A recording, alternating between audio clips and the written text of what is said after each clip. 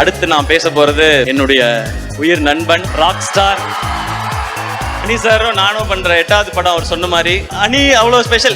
அனியோட எந்த அளவுக்கு க்ளோஸ்னா, இப்ப நான் போய் கேட்டேன்னா எந்த படம்னாலும் உடனே ஓகே சொல்லுவார், நோ ப்ராப்ளம் சார், பண்ணிடலாம் சார்னு.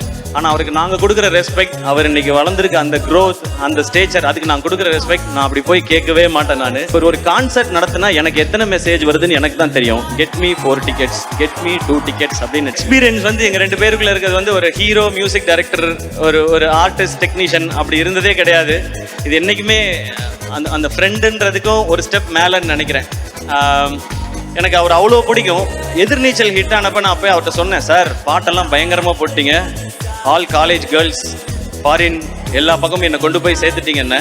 அவர் அவ்வளோ ஸ்வீட்டாக திரும்ப ஒரு பதில் சொன்னார், இல்லை சார் நீங்கள் தான் என் பாட்டை கொண்டு போய் பிஎன்சியில் சேர்த்துருக்கீங்கன்னு சொன்னார். எல்லாரும் கேட்பாங்க, உங்கள் 2 பேர் காம்பினேஷனோட சக்ஸஸ்க்கு என்ன ரீசன்னு. இதுதான் ரீசன். நான் அவர் தான் காரணம்னு சொல்லுவேன், அவர் என்ன தான் காரணம்னு சொல்லுவார். பட் முழு காரணம் அந்த ஆள் மட்டும்தாங்க. நமக்கு என்ன தெரியும் பாட்டை பற்றி?